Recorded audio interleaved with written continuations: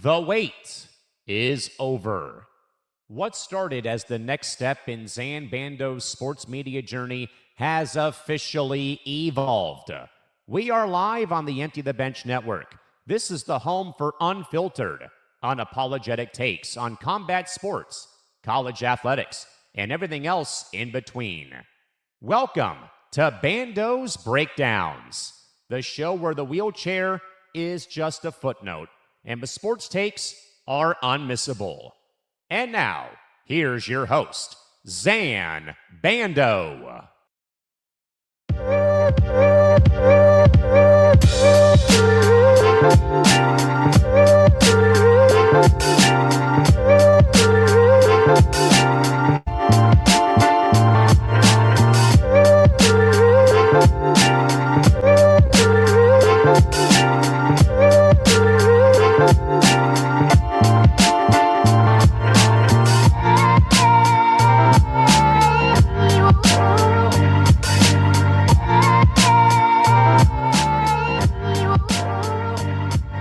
Well, welcome back, everyone. This is Bando's Breakdown, episode 98. My name is Zain Bando. Thank you so much for joining me. I greatly appreciate it. Here on this Thursday afternoon in the world of sports. Thank you so much for tuning in. Once again, it's always greatly appreciated.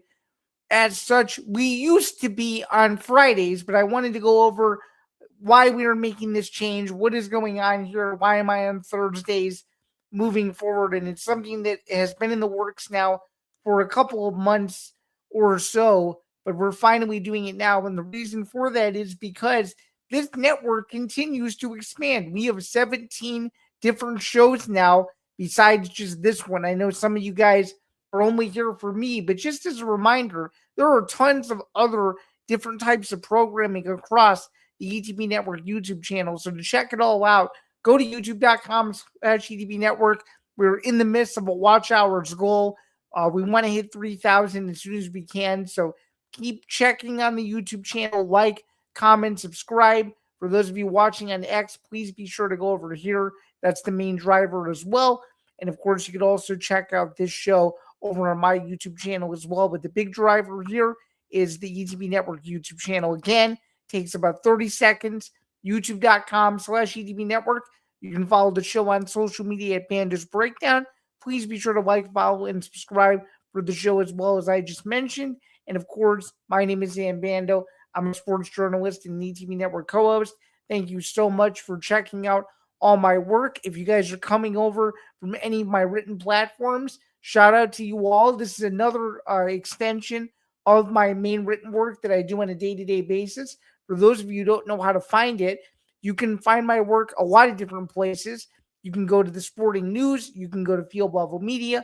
You can go to On Sports Illustrated for MMA Knockout, Ohio State on Sports Illustrated. I just put out a recent piece a couple of hours ago, potentially on where LeBron James could be headed for the Cleveland Cavaliers on SI site. Just started dabbling into there. You may remember me from doing work on the Dallas Wings front as well. That's been kind of put on the back burner over the last couple months, but you can find me pretty much anywhere you get the internet. I'm a Google search away, very highly unmissable Google index source, so it's super easy to find all my stuff just under the news tab on Google. Super simple. And I did mention this a few weeks ago. We are launching a pitch website. That should be announced here within the next month. That's independent from anything I'm currently doing. It's just another place for people to contact me where I need contacts, and just another place where all my work will be housed in one place as well. So you'll be able to check it out. The name and development of the website is still being fleshed out, but it's going to be related to me, a one-stop accessible shop for me and for anybody to pitch whatever they want me to do, personally or professionally. You are more than welcome to do that. It's going to be every way you can contact me all in one place. So stay tuned for that. As I like to say, I like to be one of the more accessible voices in this entire medium. I don't think a lot of people do a good job of that. A lot of people close themselves off. I don't try to do that. And that's how it's always going to be as long as I'm in this profession. So Shout out to all of you guys who already support me, but there's going to be other ways to support me in the coming weeks, months, and over the next year. So excited for everything that I'm currently building and looking forward to seeing what's to come. And a few other reminders as well. You can listen to the archives of Bando's Breakdown wherever you get your podcasts. Working on a long-term project about that as well. I know you guys are RSS feed nuts, so stay tuned for that project as well. It's down the pipeline, so anybody that's like, oh, we're missing episodes, don't worry, those are coming as well. Stay tuned for all that and much more to come. We can finally get into the show, though, so we're going to discuss everything in the world in sports, what we're going to be talking about today. In Zain's overview, very heavy UFC, college football, and World Cup today. Huge show. We might have some breaking news, and you know why some of you are here. You want to know the breaking news about LeBron. He hasn't announced a team yet or anything like that. So if we get something today, we will break it. But it's looking like as of right this very minute, he has not signed anywhere. So we will keep that in mind. I know that's a story. It wasn't a primary focus today because we don't know where he's going. At least for this show, you'll be able to find out about it as well on other shows across the network too. But let's get into the show itself to start. So we kind of already recapped UFC 329, but I wanted to go a little bit deeper and just talk about some of the financials, the gate, Paramount, the whole thing. Excuse me, didn't mean to do that. But nonetheless, here we go. So the biggest gate in UFC history, $26.4 million.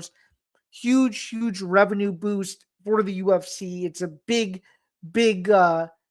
hill to climb, if you will, to get to that level. But the UFC has done a masterful job of this over the years, just making sure that they deliver the most premium product possible.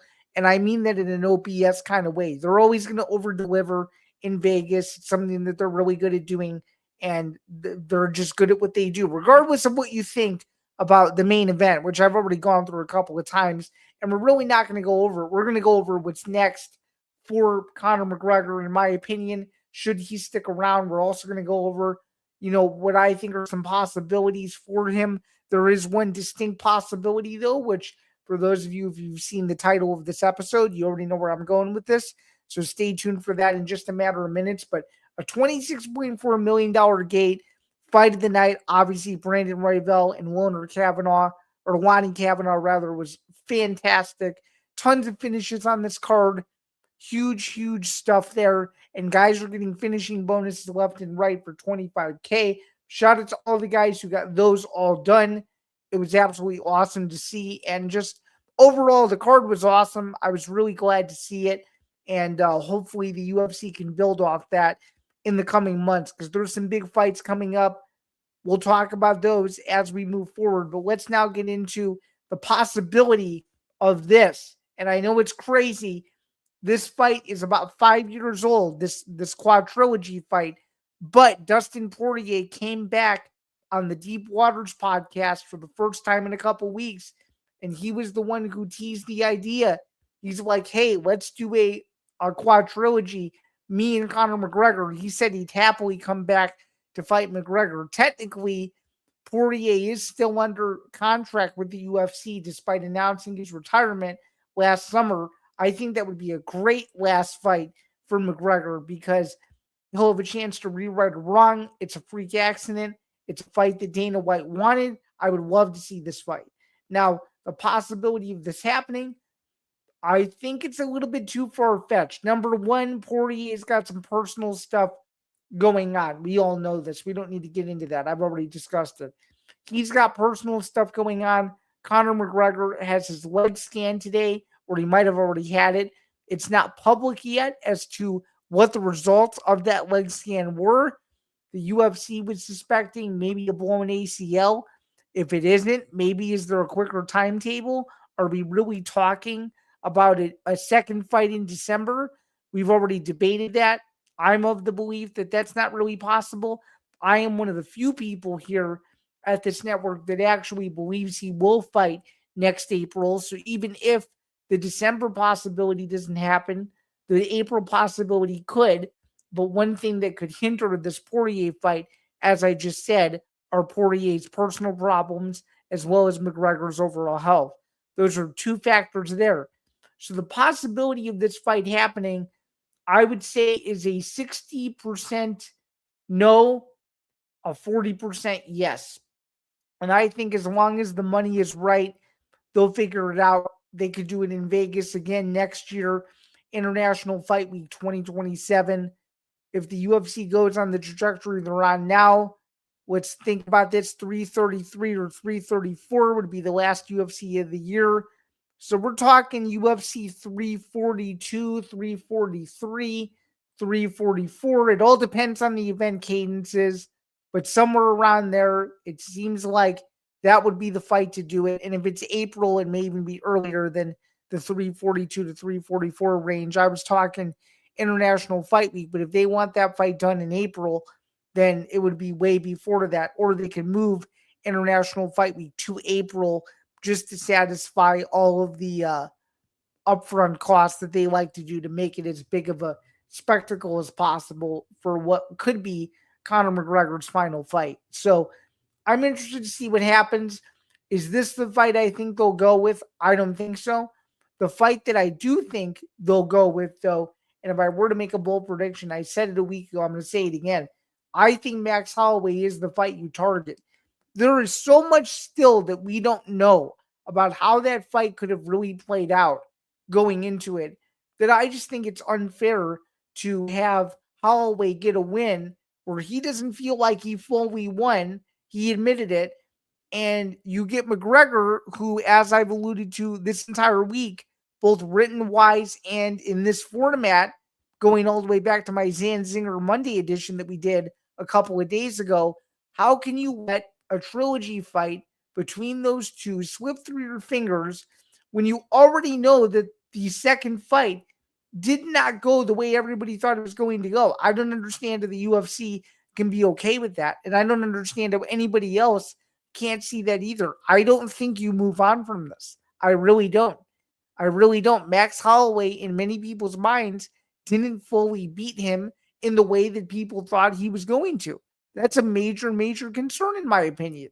And to let that fight slip away in the way that it could, I don't love it. But if they go with this Poirier option, though, you're going back to this because that was the initial discussion at hand. At the very least, the UFC is going back on the volition that they had that they were going to do this fight. So if they do Poirier, if they do Holloway, it's great. I think the outliers here are Nate Diaz and Michael Chandler.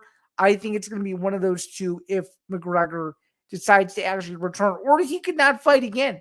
But as of right now, contractually, he cannot do anything outside of the UFC in his current deal. So anybody that's talking about, MVP, Jake Paul, boxing, he'd have to get permission to do anything he wanted to do. And that's, as unfortunate as it sounds, that's the way they do business. And he's going to have to either come up with a deal that he really likes or go on the defensive and figure out what he wants to do. I mean, there are a lot of other things he could do outside of fighting. One of my colleagues here, Callan McClurg, made a great point the other night on ETB Lounge that he could go and do a multitude of things. He could go and be a content creator.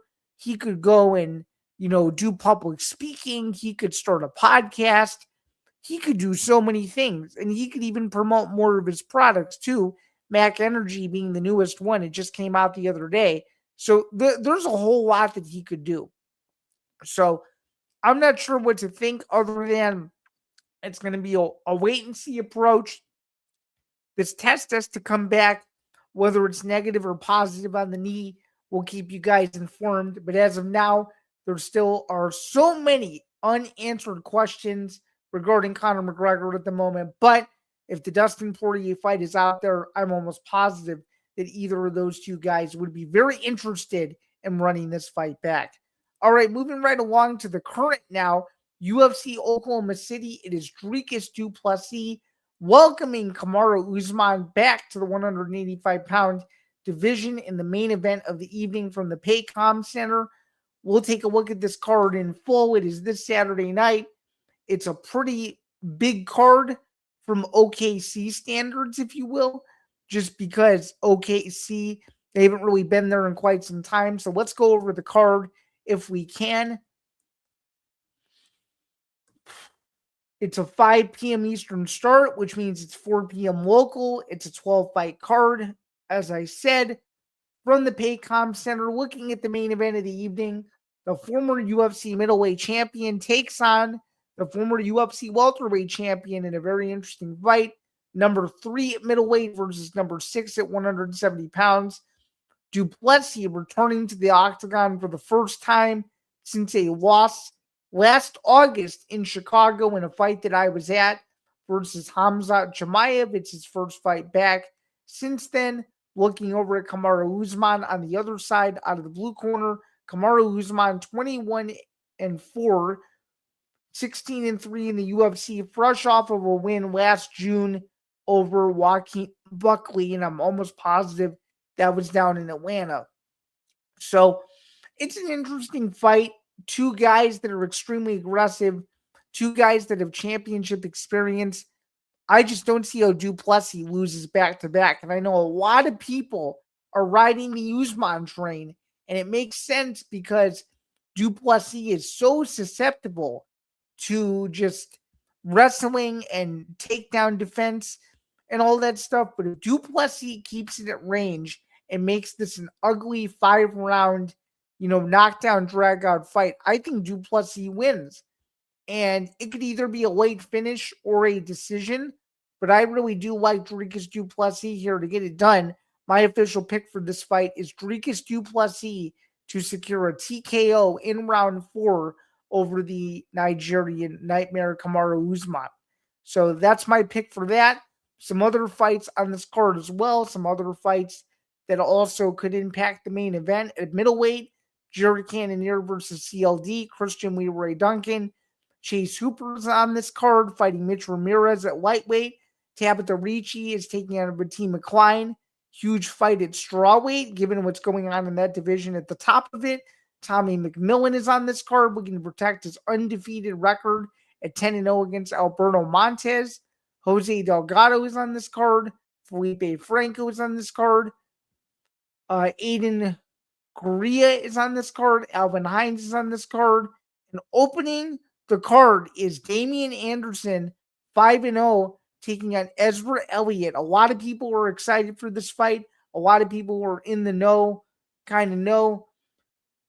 Anderson fights out of Dallas, Texas, and he's on a 6-fight win streak overall, 4-0 in Fury FC, and it's fresh off of a win in his last fight at CFFC 150 with a knee bar win over Hondo Gutierrez, and at the time, he gave Gutierrez his only loss. So a huge hardcore card, if I've ever seen one. That's on Saturday, 5 p.m. Eastern start for the prelims, followed by the main card. Stay tuned for my full card picks that will be posted all over my Instagram story on Saturday. We've been 11-3 on UFC 329.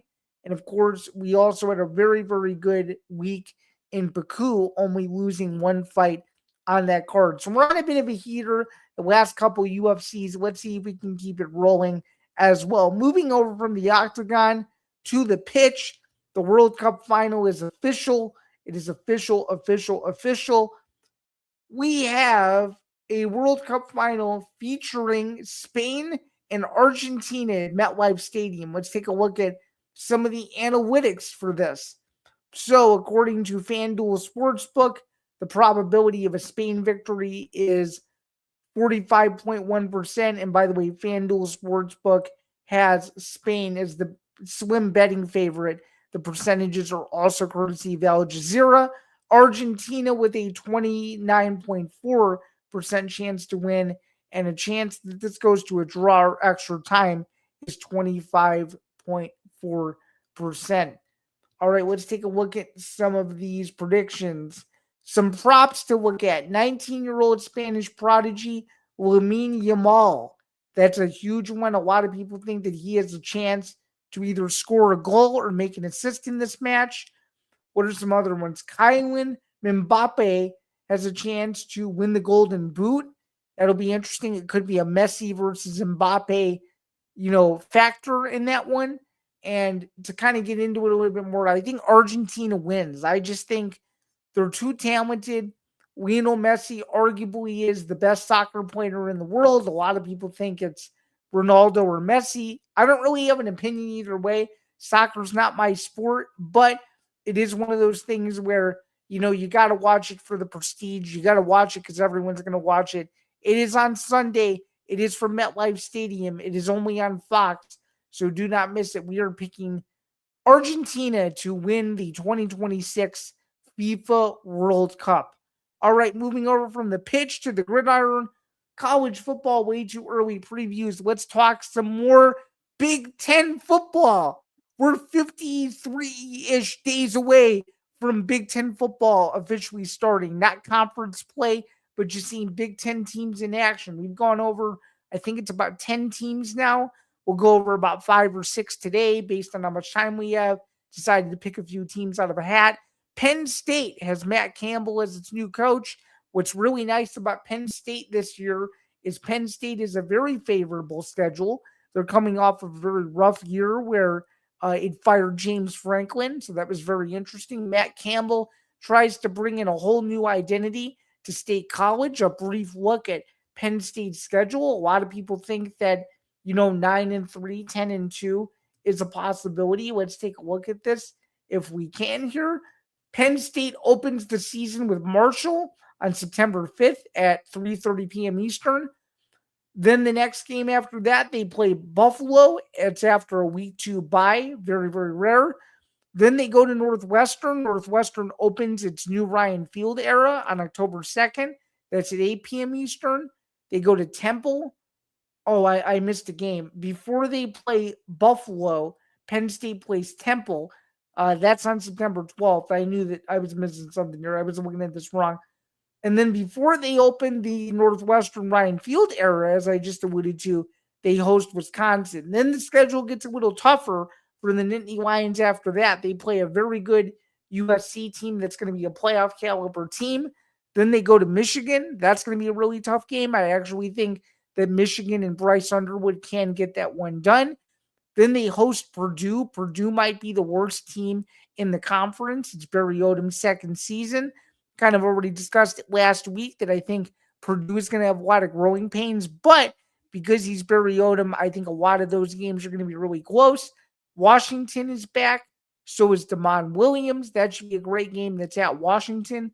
They host a Minnesota team that I think is very mid-tier, if you want to call them that. Rutgers is very much one of those teams where you don't know, and who knows, by the time Penn State goes to Maryland in College Park, maybe Mike Locksley is out of a job. So let's keep it moving here. Let's go over Michigan State next. Michigan State hired Pat Fitzgerald as its new coach, and that's very interesting because Pat Fitzgerald has been out of coaching for quite some time following his stint at Northwestern that lasted quite a long time, almost 20 full seasons, but he didn't quite make it to 20 full seasons because of various off-field instances that I've already discussed and that he's already been found clear of. So let's not really talk about that. Let's go over Michigan State's schedule, though, while we have a chance. Michigan State opens the season and the Fitz era on a Friday night in East Lansing at 8 p.m. Eastern with Toledo. Toledo should give them a decent game, as they always like to do against Big Ten teams. They host Eastern Michigan the following week. Michigan State should be 2-0. Then they play a bona fide national title contender, Notre Dame, September 19th at Notre Dame Stadium, 7:30 p.m. Eastern. That's going to be unbelievable. And I'm really hoping to be there at that one. I have not been to a Notre Dame game in about 15 years. That's one that I hope to hit. Michigan State and Notre Dame is a classic rivalry. I wish those two teams would play every year, but it is what it is. They come home and they play Nebraska. Then they go to Wisconsin. Then they host a pretty, I would say, if healthy, a good Illinois team. Should be a good game, especially with Caden Hauser going back to East Lansing. It's not really a redemption storyline, but Hauser having a chance to go back into his old stadium and beat his former team, that'd be pretty cool. Then you got the Fitz Bowl on October 17th when Northwestern comes to town. Then you have to go to UCLA. UCLA should be pretty good offensively with Nico Ileamiyama back. Should be interesting there. And then obviously they go to Michigan. Michigan again. Are they a playoff team? Are they still in the mix at that point? Who knows? That could be a losable game there. They host Washington, they host Oregon, and then they end the season with Rutgers. It's a difficult schedule. Speaking of UCLA, let's talk about UCLA next. If we can, UCLA in its first season in the Bob Chesney era, they opened the season on September 5th against Cal at Cal. Then they play San Diego State. They host Purdue. They go to Maryland. Then they go to Oregon. They host Wisconsin. They host Michigan State. They play Nevada on Halloween night. They go to Minnesota. They host Illinois. That could be a trap game for Illinois. Illinois does not play well out west. They go to Michigan and they host USC. It's a good schedule. We're 8-4 or 9-3. I think is a possibility 100%. And yeah, I mean, there's some other teams to look out for as well here that we haven't fully gone over as of yet. I guess let's look at Indiana just because we're sitting here. Might as well just knock them out. Indiana has a bunch of new pieces as well. They've got Nick Marsh. They've got Josh Hoover at quarterback. They've got some interesting pieces to try to continue its 16-game win streak here. They open the season with North Texas. Then they host Howard. They host Western Kentucky as per usual. A soft Indiana non-conference schedule. What else is new? They host Northwestern. They'll be 4-0. They host Rutgers. They'll be 5-0. They host Nebraska. Probably 6-0. But again, Nebraska needs a signature win. They're probably going to lose. I think their 16-game winning streak ends on October 17th. I think Ohio State's getting revenge. And I've said it before. I'll say it again for another week in a row. I think the Big Ten title game is going to be Ohio State and Oregon. I think Indiana just misses it because I actually think Indiana drops the next two games. I think they lose to Ohio State, and I think they get beat in Ann Arbor by Michigan. Michigan just plays better. And I think they beat Minnesota. I think they actually beat USC at home. I think they beat Washington. And I think they beat Purdue. But those two losses, Ohio State and Michigan, are what's going to keep them out of the conference title game. So those are the couple teams I wanted to go over if I could. Let's actually go over to USC now. I forgot to do that. USC and Lincoln Riley. I didn't have them in my top tier just because Lincoln Riley, for whatever reason, I just can't trust him, man. I really can't. He's a good coach, but then there are some weeks where you're like, how did you lose that game? And another one of those instances to me is when they came to Champaign, because to be fair, Illinois was a good 9-win team last year, but I would argue that the 2024 team in Champaign was significantly better. And I would also argue that USC last year had much more talent than Illinois did, and Illinois found a way to win. This is the year USC needs to go to the CFP. There's no excuses here whatsoever. They opened the season with San Jose State, Fresno State, and Louisiana all at home in non-conference play. They go to Rutgers. They host Oregon. They host Washington. They go to Penn State, which is not an easy place to win. That might be the whiteout game. Penn State is not officially announced it, I don't think, but that would make a lot of sense. Let's keep going here. Then they play Wisconsin at Wisconsin. They host Ohio State. Is the loser out of CFP contention? They go to Indiana. They host Maryland. And then they end the season at UCLA. I mean, it's a schedule where 9 or 10 wins shouldn't be out of the realm of possibility there. So there's that as well. That's kind of my Big Ten football preview. If you will, we'll go over some more teams if we can in the coming weeks, but we got to keep it moving as we're almost done with our time here this afternoon. So shout out to all of you guys for checking this out. Zain Zinger, Conor McGregor wants his UFC 329 fight to be ruled a no contest. Simply put, I don't think it's happening. McGregor lost to TKO. It was at the referee's discretion. Mike Beltran, he did a good job. And McGregor was hurt. You got to protect the fighter. It would be a no contest if there was, an eye poke or an illegal strike, but nothing illegal in this fight happened. It was just a freak injury, and it is what it is, and hopefully he's okay, but I do not think he will be getting a no contest, nor will his bets be voided, in my opinion. So, or anybody who bet on him, will their bets be voided? I don't think so. So, those are my brief thoughts on that. Let's take a quick break and go over one quick show announcement regarding overall network programming. So, Unnecessary Wagers with Conor Rowland and Nate Miller will air tomorrow night, 5 Eastern, 2 p.m. Pacific. Looking for that plus money edge, Conor Rowland and Nate Miller have you covered on Unnecessary Wagers every Friday, 5 Eastern, 2 p.m. Pacific. They break down the tactical ripple effects of the week's biggest matchups, from the underdog effect to the NBA playoffs to the emerging powerhouses on the MLB diamond. We look past the box scores to find hidden value, whether it's the math behind a 4-leg stabilizer or the chaos of a 6-leg lottery ticket. We find the trends you need to know. Gamble informed with Unnecessary Wagers. And again, that is only on the Empty the Bench Podcast Network YouTube channel, youtube.com/ETB NETWORK as such. All right. Final topic of today's program. One thing I saw, Ryan Garcia will be facing Conor Benn, and it's not Zuffa Boxing officially, but Zuffa Boxing is affiliated with this. It's a multi-partnership event. It's on Paramount Plus in the United States, September 12th, T-Mobile Arena. Huge fight.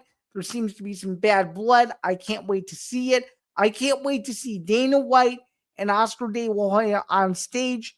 Oscar De La Hoya claimed in a video the other day that Golden Boy Promotions got the fight done. I beg to differ somewhat on that.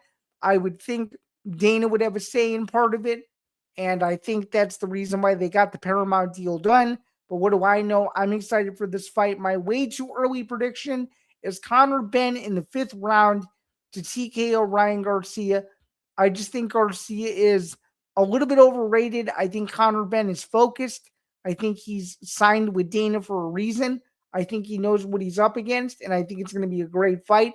We will preview that fight as we get closer to the date. Again, September 12th, going head-to-head with Noche UFC from the Desert Diamond Arena in Arizona on the same night. Can you believe that? Can you believe it? For the second year in a row, just like Canelo Crawford and just like UFC Noche in San Antonio, they are going head-to-head for the second consecutive year. Can you believe it? What started as a arena disagreement has now been a head-to-head war, I guess, between boxing and the UFC. But now the only difference is that boxing is directly involved for Dana White in his portfolio, which again is extremely, extremely notable. All right, no errors this week as per usual. Thank you so much for tuning in. Once again, this has been episode 98 of Bando's Breakdowns. Again, just a few quick reminders before you get out of here. Please be sure to like, follow, and subscribe to the Empty the Bench Podcast Network. To do so, go to social media and follow it at Bando's Breakdown. You can subscribe to the channel, youtube.com/ETB Network. And again, I'm Zain Bando, a sports journalist and the ETB Network co-host, signing off for the afternoon. Again, this has been another edition of Bando's Breakdowns, episode 98. Stay tuned for much more to come, including a new edition of Zain Zinger Part 2 that will drop on Sunday morning. But until then, my name is Zain Bando. Shout out to the 83 people who tuned into the stream today. You guys are unbelievable. Thank you so much for all of your time. Really, really appreciate it. And we will catch you guys soon. Have a good one, everyone. And cheers. Thank you so much.